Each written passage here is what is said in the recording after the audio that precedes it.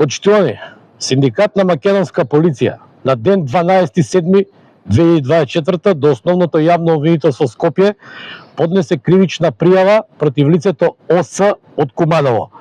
поранешен министер за внатрешни работи, заради постоење на основано сомнение дека сторил кривично дело злоупотреба на службена положба и овластување, казниво по член 353 став 1 од Кривичниот законник.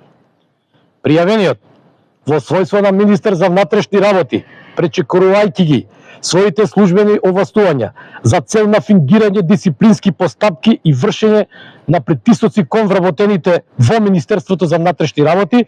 спротивно на правниот систем, донел устна одлука за прогласување на важечко за употреба на правно неважечки акт наречен упатство за начинот на користење на социјалните мрежи од страна на работниците во Министерството за внатрешни работи, кое не е објавено во службеното гласило Службен вестник на Република С Македонија,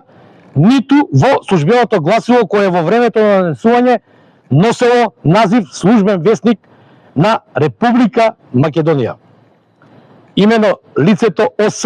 при вршење на функцијата министер, иако знаел дека ваквото упатство е донесено незаконито и кое што нема стекнато правно важечки статус, со уважување ги пречекорил границите на законските определени овластувања од член 206 став 1 од Законот за внатрешни работи и член 128 став 1 од Законот за полиција, а во кои што законски определени овластувања се нема дадено на министерот за внатрешни работи за донесување на упатство за социјални мрежи како подзаконски акт, за кое исто така не постои и нема друга законска одредба во сила која дава можност за носење на ваков вид на подзаконски акт.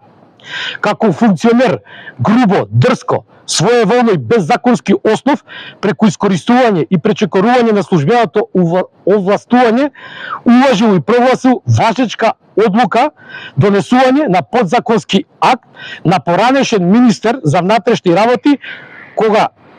за кој и ниту од страна на Секретаријатот за законодавство не било одобрено, односно воопшто не бил издаден налог за објава на спорниот акт во службено гласило. Туку по некакво си штуро и паушално овластување дадено од владата на РСМ како носител на извршната, а не на законодавната власт,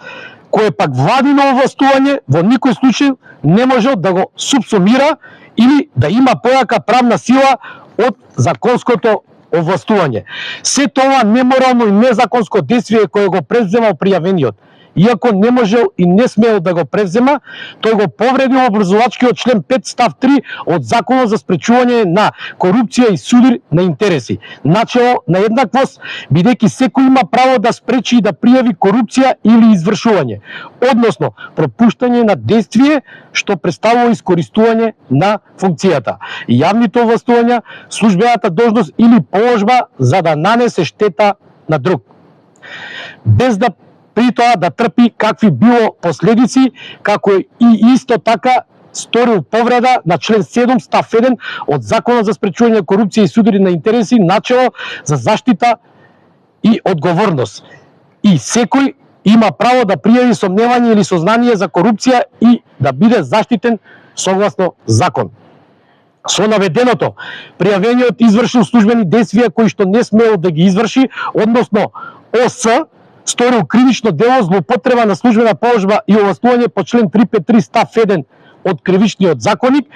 кога како одговорно лице со пречекорување на границите на своето службено овластување има предизвикано значителна материјална штета на вработените во Министерството за внатрешни работи, покрај другите штети по здравјето, уставното начело за правна сигурност и други нематеријални штети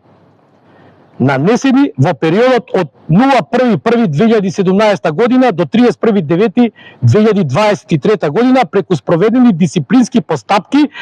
и во кои со фингирање на предмети за непочитување на ваквиот правно неважечки акт, задржувајќи им на вработените парични средства на име парични казни во износ на дел од вкупниот задржан од околу 450.000 евра,